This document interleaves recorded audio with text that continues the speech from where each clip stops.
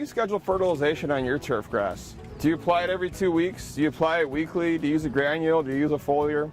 We really like the foliar products on our highly maintained turf, our athletic fields, our putting greens, because we really have control. We know that the nitrogen cycle is very complex, and so it's hard for us just to get onto a calendar basis because the amount of available nitrogen is always changing in the soil. And so a better way to kind of apply our fertilizer is to move away from a calendar and just use tools or our eyes to assess the growth of that turf grass and then adjust our fertilizer rates accordingly.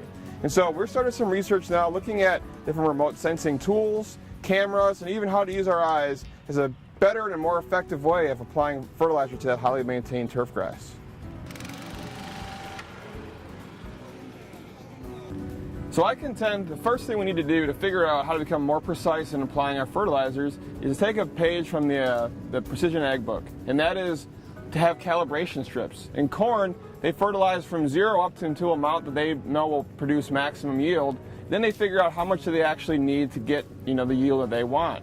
I think we can do the same thing in our turf grass. Here on our research plot, we have these 3 reps of 5 different fertilizer rates, and so the goal here is to look at which rate is going to give us just enough color. So we have a low rate of 0 fertilizer applied, all the way up to 0.4 pounds of urea applied every 2 weeks, and then steps in between.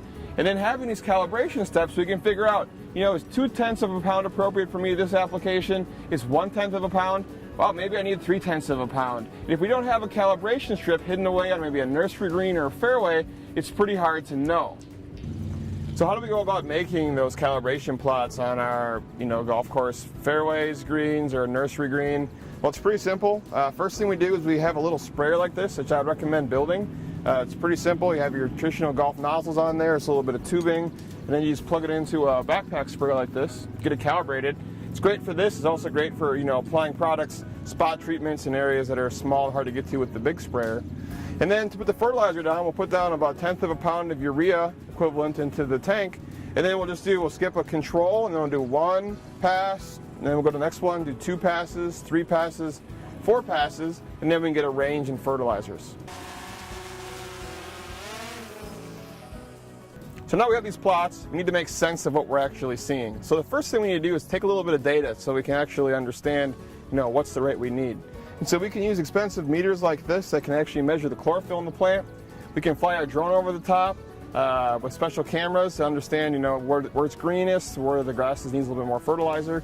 We can use our turf view camera in the background, which is visual and thermal. We can use the visual to assess the greenness. And we can use all that data to then do a little simple regression to figure out how much fertilizer do I need to apply to keep my greens consistent across the entire season. So finally, we have data, we have calibration strips. Let's analyze that data and figure out how much fertilizer needs to go in that tank next time we spray. So we have our data. In this situation, we have 5 different application rates. And then we have our responses. It could be a visual rating. You just give it a turf 1 to 5 score, for 1 being dead, 5 being perfect. And then we have different fertilizer rates. So say at 0, we had lower scores. And then as we put down more fertilizer, we start to see it, increase, and so we fit like a nice little curve there. And if we want to maintain kind of a good level of quality, not too green, not too succulent, we can then go down and say, draw a line from where we think it should be, and then look at what rate we should be at.